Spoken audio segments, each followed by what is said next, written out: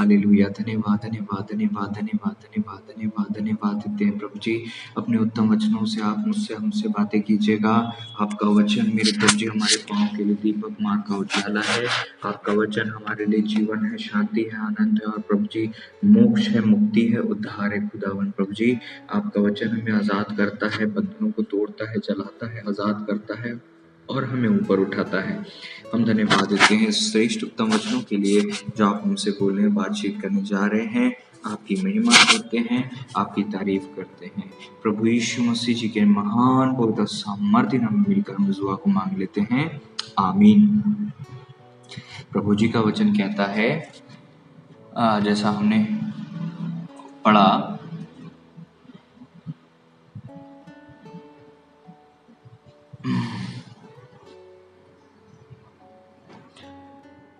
परमेश्वर का वचन जैसा हमने पढ़ा, प्रभु ने कहा कि मैं तुम्हें अपनी शांति दिए जाता हूँ, अपनी शांति तुम्हें देता हूँ, जैसा संसार देता है मैं तुम्हें नहीं देता। तुम्हारा मन व्याकुल ना हो और ना डरे। यूहन्ना 14 अध्याय का 27वां पद। मैं तुम्हें शांति दिए जाता हूँ, अपनी शांति तुम्हें देता हूँ, जैसा संसार देता है वैसा मैं नहीं देता।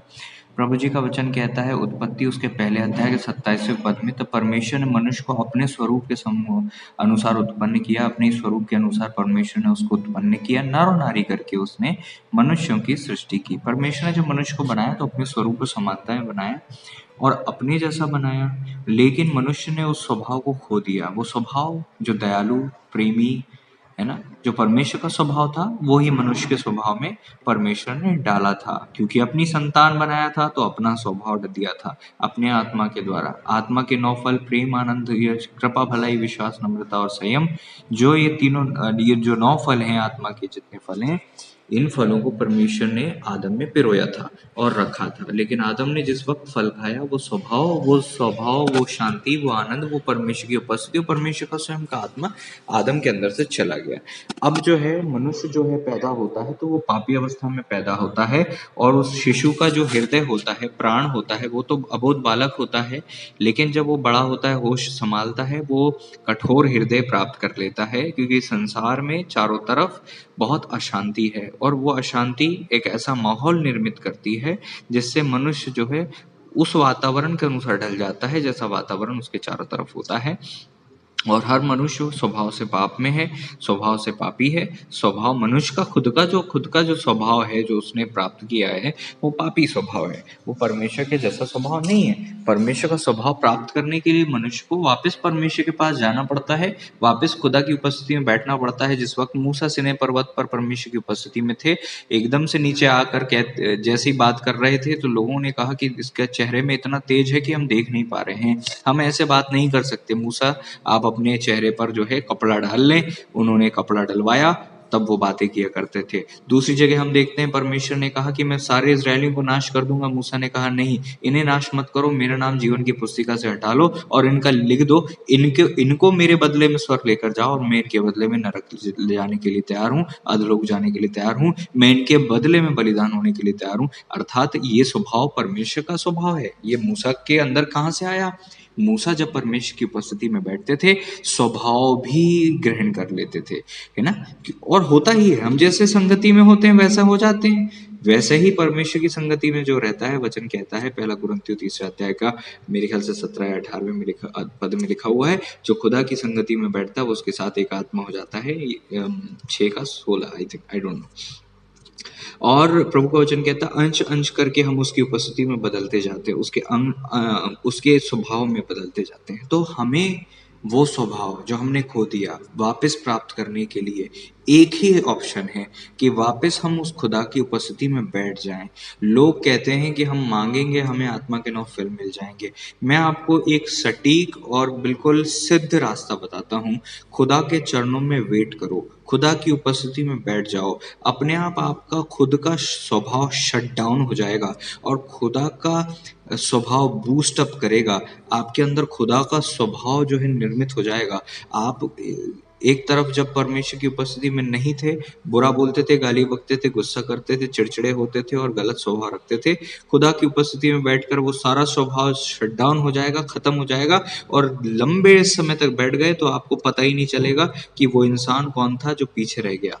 आप एक अलग इंसान बन जाओगे, आपके अंदर स्वभाव ही ऐसा आ जाएगा। फिर आपके अंदर आपको है ना झूठ बोलने के लिए जो मेहनत करनी पड़ेगी। अभी तो स्वभाव में झूठ आराम से निकलता है, जरा सा कुछ झूठ बोलना हो तुरंत फट से मुंह से झूठ निकलता है, गाली बकना हो स्वभाव से निकलती है। लेकिन एक टाइम ऐसा आ जाएगा खुदा की उपस्थिति में बैठने वालों, खुदा की उपस्थिति में बैठने से इतना स्वभाव खुदा के जैसा बन जाता है कि पाप करने में मेहनत करनी पड़ती है, बनता नहीं है पाप करते।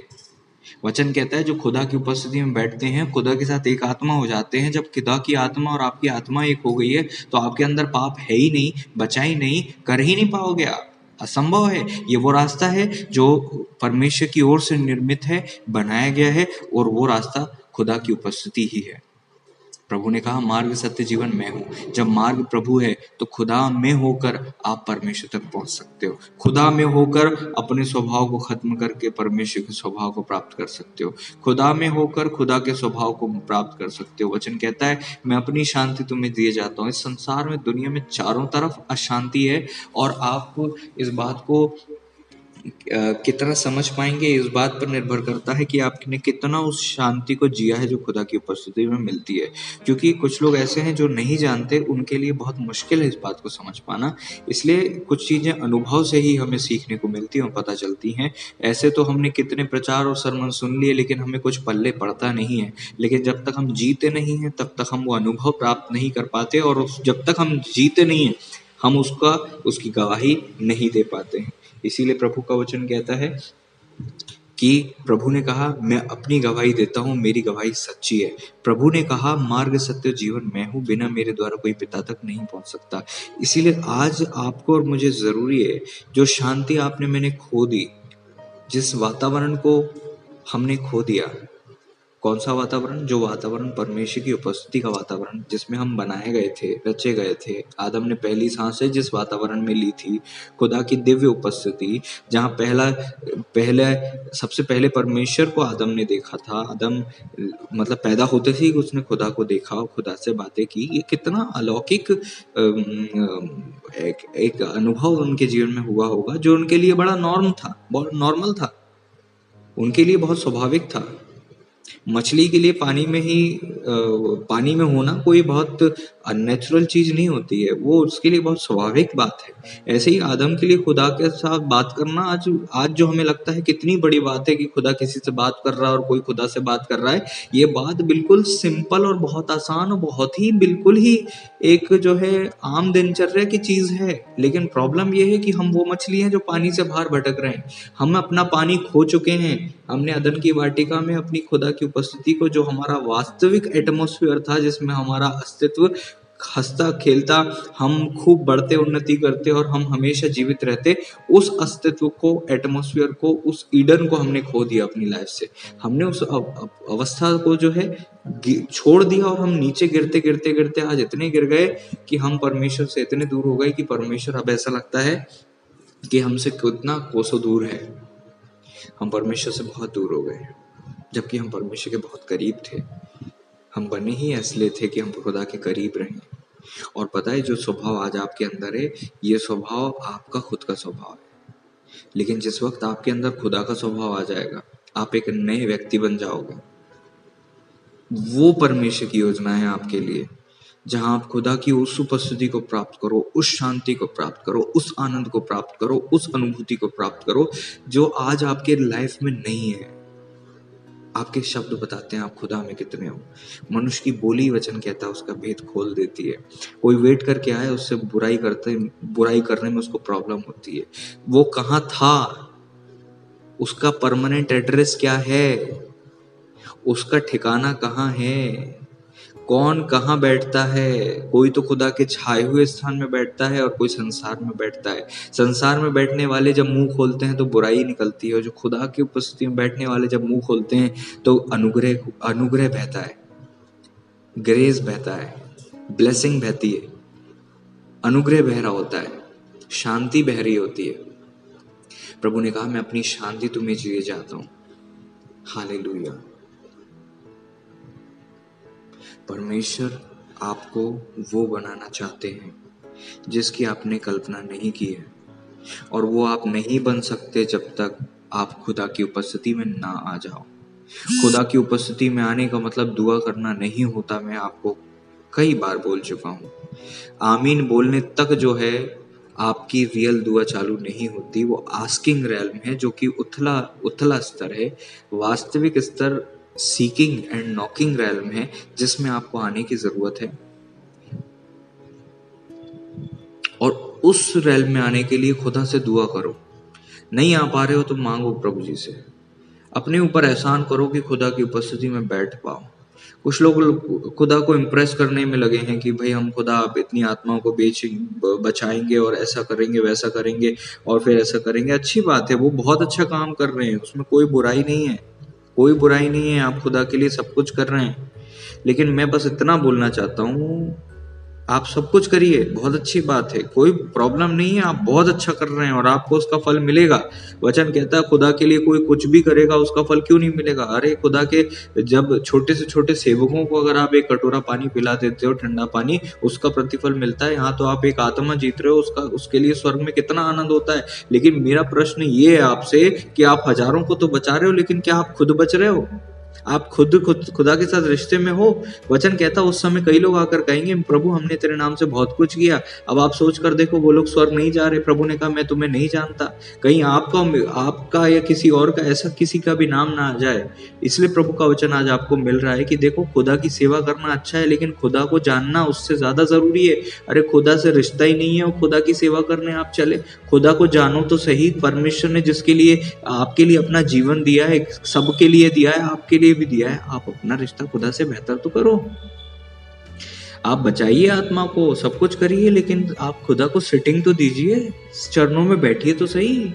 सुबह उठते से ही 2 मिनट की दुआ करके भाग जाते हैं और उसके बाद सेवा करते हुए दिन में धन्यवाद और प्रभु अपने लहू से ढापना आमीन बोलकर सो जाते हैं। क्या ये वास्तविक मसीह जीवन है जहां खुदा से हम लाखों कोसों दूर हैं? कितने दूर हैं हम खुदा से? जस्ट बिकॉज की आपकी प्रेयर सुनी जा रही है, क्या ये इतना काफी है कि मैंने मांगा खुदा ने दे दिया? क्या बस खत्म हो गया जीवन? क्या इसके आगे कुछ नहीं है? प्रभु का वचन कहता है प्रभु जी पिता से दुआ करते थे और पिता सुनते थे, तो भी प्रभु अपनी रीति के अनुसार परमेश्वर के चरणों में बैठते थे। अरे प्रभु से सीखो। प्रभु दुआ करते थे, चरणों में बैठा करते थे, पिता के साथ रात रात भर दुआ करते थे, समय बिताते थे, संगति में रहते थे। और कहते हैं मैं पिता से सीखता हूँ, मैं अपनी बातें नहीं बोलता, पिता से जो सुनता हूँ वही बोलता हूँ। कैसे वो इतना प्रचार कर पाते थे और उनकी एक बात कभी नहीं गिरती थी? क्योंकि वो खुदा के चरणों में कभी भी चूक नहीं करते थे बैठने में। वो चाहे कहीं भी कोई भी इंपॉर्टेंट काम हो, परमेश्वर के पास जाना सबसे ज्यादा इंपॉर्टेंट वो समझते थे और परमेश्वर को सबसे ज्यादा समय देते थे और परमेश्वर का स्वभाव उन्हें प्राप्त किया। वचन तो ये भी कहता है इब्रानियों 5वें अध्याय में, रो रो कर उसने आज्ञा मानना सीखी, रो रो कर उसने आज्ञा मानना सीखी। आंसू बहा बहा कर जो उसे मृत्यु से बचा सकता था, प्रार्थनाओं निवेदन विनती की और भक्ति कारण उसकी सुनी गई। प्रभु का वचन कहता है रो रो कर उसने आज्ञा मानना सीखी। आप और मैं भी परमेश्वर के चरणों में बैठेंगे तो बदल जाएंगे। आज से एहसान करो अपने ऊपर, खुदा के चरणों में बैठो। क्योंकि एक बात याद रखो, इस दुनिया में आपने खुदा के चरणों में बैठ के जो कमा लिया वही हमेशा काम में आएगा। वही चीज़ है जो अनंत काल काम में आती है। बाकी धरती पर नौकरी करना और शरीर की, परिवार की रोटी कपड़ा मकान आरसीएम करते रहने से कुछ नहीं होगा। आप अपने जीवन को यहाँ इन्वेस्ट आत्मिकता में करो ताकि वहाँ फलवंत हो सको, वहाँ ब्लेस्ड हो सको, वहाँ खुदा के साथ गहरा रिश्ता बना सको। अय्यूब कहता है पेड़ जहाँ जिस दिशा में गिरता है उसी दिशा में गिरा रहेगा। आपकी मृत्यु के समय आपका खुदा के साथ कैसा रिश्ता होगा उसी पर निर्भर करेगा आपका अनंत काल का जीवन। आप परमेश्वर के साथ बेहतर रिश्ता बनाओ। परमेश्वर आपको चाहता है, आपसे प्रेम करता है। परमेश्वर ने सबके लिए अपनी जान दी, लेकिन आप अपने प्राण की हानि क्यों उठा रहे हो? मनुष्य सारे जग को प्राप्त कर ले, खुद के प्राण की हानि उठाए क्या लाभ? ये लोग बोलते हैं कि केवल ये उन लोगों के लिए जो कमाते धमाते और संसार में जीवन जीते हैं। नहीं, मैं उन लोगों के लिए भी बोलता हूँ जो लोग हजारों आत्माओं को बचाकर परमेश्वर को देते तो हैं, लेकिन खुद इतना आत्मिकता में बढ़ नहीं पाते। और कई लोग तो हैं हजारों आत्माओं को बचाकर खुद जो है अपना आत्मिक जीवन का सौदा कर बैठते हैं, खुदा से दूर हो जाते हैं। एक बार परमेश्वर के सेवक पास्टर एक प्रभु के बहुत अच्छे सेवक हुए 1976 करीब करीब, डॉक्टर लॉरेंस, जिनके जो वाईवैम के जो संस्थापक थे, फाउंडर थे, उन्होंने एक बार दर्शन देखा कि एक बार एक जहाज है, वो जहाज जो है वो बहुत दूर है, इस समुद्र में बहुत दूर जहाज है और प्रभु यीशु मसीह जो है बहुत करीब हैं। धीरे धीरे प्रभु यीशु मसीह दूर होते गए और जहाज जो है करीब आता गया। प्रभु से उन्होंने पूछा, प्रभु इसका क्या मतलब? प्रभु ने बोला, जब मैं तेरे करीब था मिनिस्ट्री तेरे लिए सेकेंडरी थी, मैं तेरे लिए पहला था, मिनिस्ट्री तेरे लिए सेकंड थी। लेकिन जब तूने मिनिस्ट्री करने लगा, बस सेवा सेवा सेवा सेवा, खुदा को कोई टाइम नहीं देना, खुदा की उपस्थिति में बैठने का कोई टाइम नहीं, 24 घंटे सेवा सेवा सेवा, तो अब तेरे पास जहाज करीब है, मैं तेरे से दूर हूँ। कई लोगों की यही अवस्था हो जाती है। खुदा को इम्प्रेस करना के लिए मत सोचिए कि आप सेवा करके इम्प्रेस करोगे। अरे परमेश्वर को हम इम्प्रेस क्या करेंगे? आपको मुझे परमेश्वर को समय देना है, समय देना है। बेस्ट अगर आप अपनी लाइफ का कुछ दे सकते हो किसी को भी, तो वो समय है। और परमेश्वर आपसे वो समय मांग रहे हैं कि आप खुदा के चरणों में बैठो और परमेश्वर की उपस्थिति में बैठकर आप खुदा को टाइम दो कि वो आप में काम कर सके। आपको बस शांत बैठना है, जीरो हो जाना है। जो खुदा चाहे करने दो प्रभु को। खुदा जहाँ चाहे वहाँ बदलाव करें, जैसा चाहे वैसे बात करें, जैसा चाहे आपकी लाइफ में खुदा काम करें। प्रभु का वचन कहता है, मैं अपनी शांति तुम्हें दिए जाता हूँ।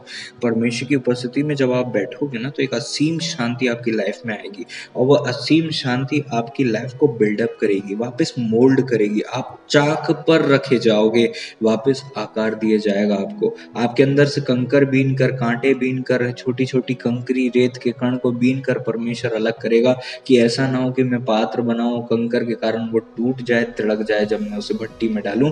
इसलिए खुदा के चरणों में बैठ जाओ आज से, परमेश्वर की उपस्थिति को पुकारो आज से और अपने आप को बदल दो, अपने आप को बदल दो। एक ऐसा एडवेंचर है खुदा की उपस्थिति में, पलट कर देखोगे और आप बोलोगे मैं क्या था और क्या हो गया। आपको अपने आप पर यकीन नहीं होगा कि वो इंसान कौन था और ये इंसान कौन है, वो शख्स कौन था और ये शख्स कौन है, वो पीछे जो था वो कौन था बाप रे, और आज ये कौन है। आप इतने बदल जाओगे कि आपको यकीन नहीं होगा। आप स्वप्न की तरह जीवन जियोगे। आपको लगेगा कि ये कोई वंडर वर्ल्ड में आप हो, अलग ही दुनिया में आप पहुंच जाओगे। मसीह यीशु के साथ, प्रभु जी के साथ बहुत ही अलौकिक जीवन है। उस जीवन को प्राप्त करो। खाए तो बहाए तो वह पैसा कमाना, दुनिया भर की चीज़ें, जो चीज़ ज़रूरी है, हर चीज़ को एक टाइम दिया है। परमेश्वर ने हर चीज़ के लिए टाइम दिया है, उस चीज़ को उतने टाइम फ्रेम में रखो। बाकी खुदा का जो है खुदा को दो। परमेश्वर ने नहीं कहा कि कैसर का भी परमेश्वर को दो, परमेश्वर का भी परमेश्वर को दो। कैसर का कैसर को दे दो, लेकिन खुदा का तो खुदा को दो। परमेश्वर का जो समय है परमेश्वर को दो। आपका भोर परमेश्वर का है, आपका जीवन परमेश्वर का है, आपका हर एक समय परमेश्वर का है। अरे आप हो सकता है रोटी बना रहे, हो सकता है नौकरी पर हो सकता है गाड़ी पर हो, आज हो सकता है स्कूल कॉलेज और नौकरी कहीं भी हो, लेकिन खुदा के साथ रिश्ता जब होता है ना, तो 24 घंटे कनेक्शन परमेश्वर के साथ होता है। परमेश्वर कनेक्शन चाहते हैं, वो 1 घंटे की दुआ नहीं। परमेश्वर 24 घंटे का कनेक्शन चाहते हैं, और वो तभी निर्मित होता है जब आप खुदा के चरणों में अत्यधिक बैठ पाओगे। निर्मित होगा वो रिश्ता, समय बिताओगे तो कनेक्शन में आओगे। वो डोरी जब बन जाएगी, शुरू में पतली सी डोरी होगी, टूटती रहेगी थोड़ी थोड़ी, लेकिन अधिक समय बिताने के कारण से वो डोरी इतनी मजबूत हो जाएगी वो टूट पाना संभव हो जाएगा। और खुदा के साथ अब ऐसे रिश्ते में आ जाओगे जिसकी कल्पना भी आपने नहीं की होगी। और फिर आपके लिए आत्मिकता, पवित्रता और सारा मसीह जीवन जो है बड़ा आसान और सुखद और नेचुरल सा बन जाएगा, कि आपके लिए स्वाभाविक हो जाएगा। दुआ करना, वेट करना आपके स्वभाव में, खून में बस जाएगा और आपके लिए दुआ करना आसान हो जाएगा। ये एक ऐसा जीवन है जिसको परमेश्वर चाहते हैं कि सब लोग आएं, लेकिन दुर्भाग्य की बात है कि चुनाव परमेश्वर नहीं करते। परमेश्वर ने तो सबका चुनाव कर लिया। परमेश्वर नहीं बोल रहे हैं कि मैं इसको लाऊंगा, इसको नहीं लाऊंगा, लेकिन प्रभु का वचन कहता है जब परमेश्वर ने चुना तो हमें अवसर दिया, मैंने जीवन मरण तेरे आगे रख दिया है, तो जीवन को चुन ले। परमेश्वर सबको वेट का सम्मान देते हैं, लेकिन मैं देखता हूँ उसमें से केवल 1 से 2% लोग उस बात को जी रहे हैं। प्रचार इतने लोगों को होता है, मैं पूछूं कि आप करते हो? हाँ हम वेट करते हैं, लेकिन उनकी लाइफ में प्रेजेंस नहीं है, वो अनुभव नहीं है, कुछ नहीं है। क्यों? क्योंकि वो वैसा नहीं कर पा रहे और फिर कहते हैं इसमें रिजल्ट नहीं आ रहा। और दूसरी कलीसिया के लोग जो कलीसिया के हिस्से भी नहीं है, परमेश्वर उनको वो बातें प्रकट कर रहा है और वो लोग वास्तव में उस रिश्ते में आ पा रहे हैं, पहुंच पा रहे हैं। आप अपने साथ ऐसा ना करें। आप तो सालों से वेट का सरमन सुन रहे हैं। आज से परमेश्वर से कहें, प्रभु मुझे खींच ले कि मैं आपके पीछे दौड़ सकूं, मुझे खींच लीजिए कि मैं आपके पीछे दौड़ूं, मुझे जिलाइए कि मैं आपको पुकार उठूं, क्विकन करिए मुझे, ताकि ताकि मैं बैठ पाऊं, ताकि मैं आपको पुकार सकूं, ताकि मैं आपके चरणों में बैठ पाऊं। प्रभु जी आप मुझे खींच लीजिए, प्रभु मेरी सहायता करिए, मुझसे नहीं होगा लेकिन आप कर सकते हैं प्रभु, आपके लिए सब कुछ संभव है। प्रभु मैं अपने आप को देता हूँ, देती हूँ। खुदा को टाइम तो दो, प्रभु को बताओ तो सही कि आप बैठोगे वास्तव में। केवल दुआ करने वाले नहीं बनो, खुदा को चरणों में समय बैठ कर बिताने वाला समय तो दो।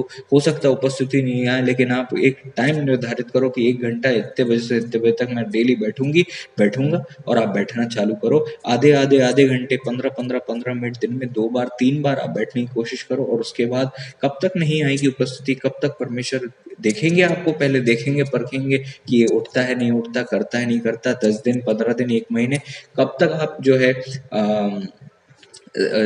इस बात को पेशेंस रखते हो कि परमेश्वर को की उपस्थिति मुझे चाहिए। जब आपकी लाइफ में पेशेंस सिद्ध हो जाएगा तो परमेश्वर की उपस्थिति जरूर आएगी आपकी लाइफ में। लेकिन क्या होता है ना, हम 2 दिन वेट करके देखते हैं, कुछ काम नहीं होता, हम बोलते हैं अरे यार वो तो हमें नहीं आ रहा समझ में, और करना बंद कर देते हैं, और इसलिए हम फेल हो जाते हैं। और फिर हमारी लाइफ में सालों साल बीत जाते हैं, लोग कहाँ से कहाँ पहुंच जाते हैं और हम कहीं नहीं पहुंच पाते। कारण क्या है? हमने पहले ही 2-3 दिन के थोड़े से टाइम फ्रेम में काम किया, तो दुआ करी, उसके बाद जो है हम विश्वास योग्यता में नहीं थे, कंसिस्टेंसी में नहीं थे, ईगरली हम बैठ नहीं पा रहे थे, इस कारण से हम जो है भटक गए।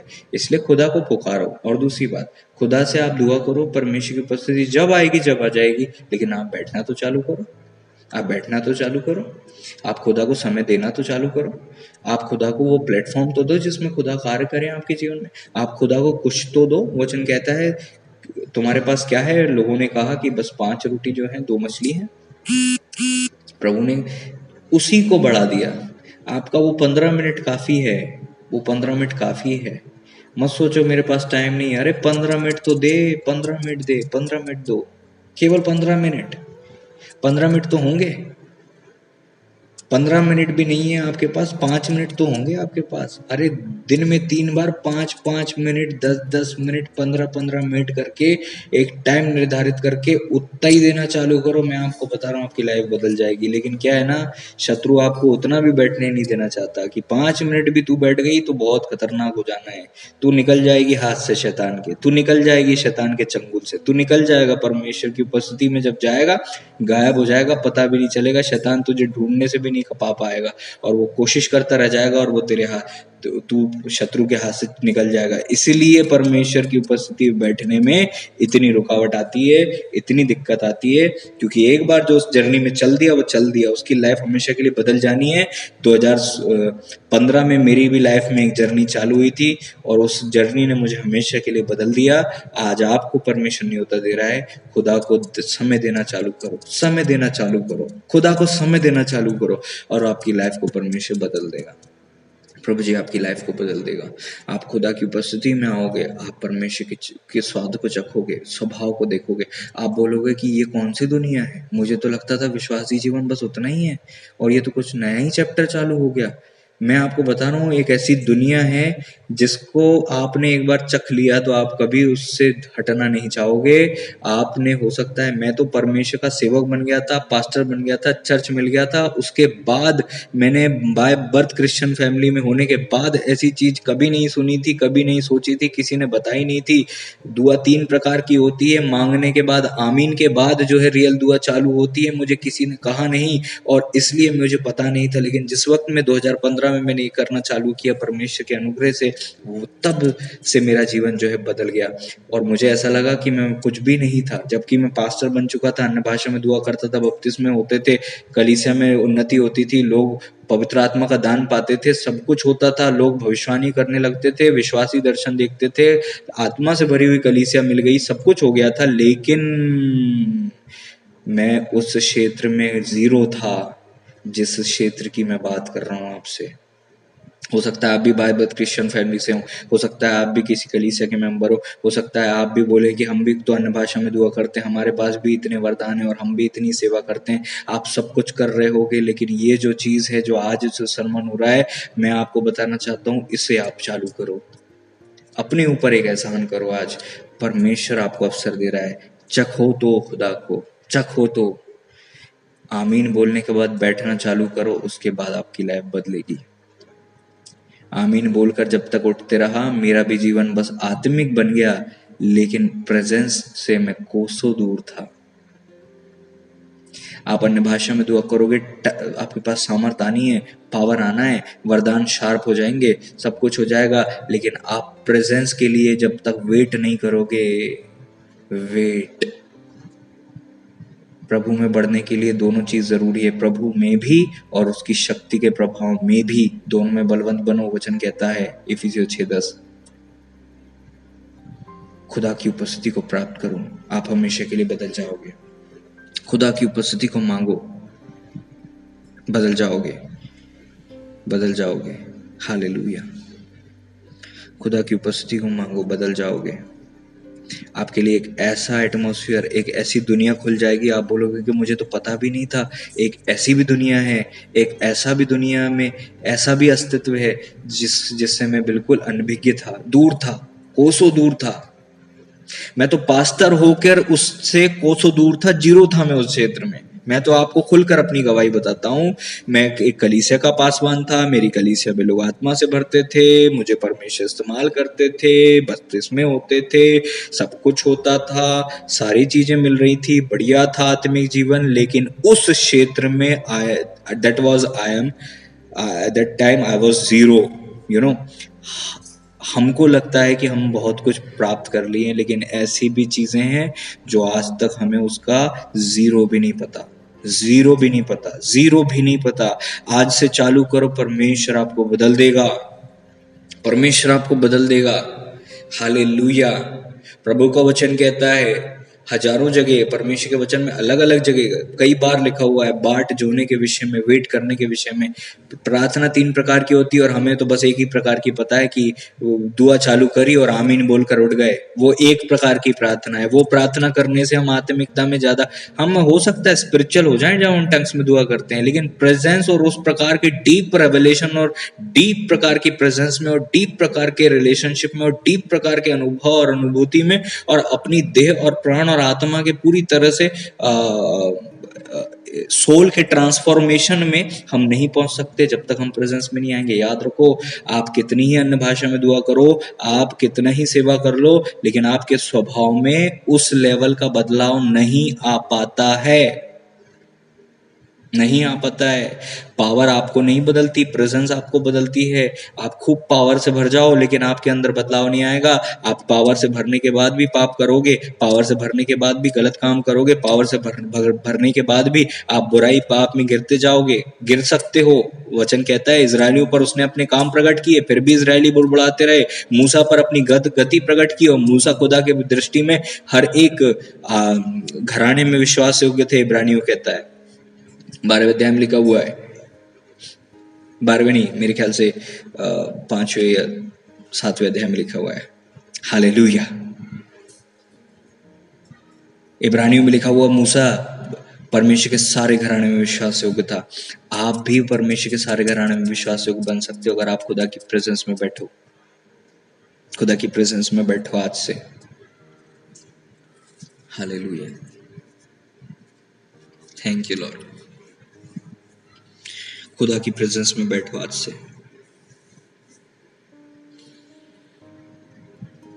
सोल का ट्रांसफॉर्मेशन प्रेजेंस में होता है।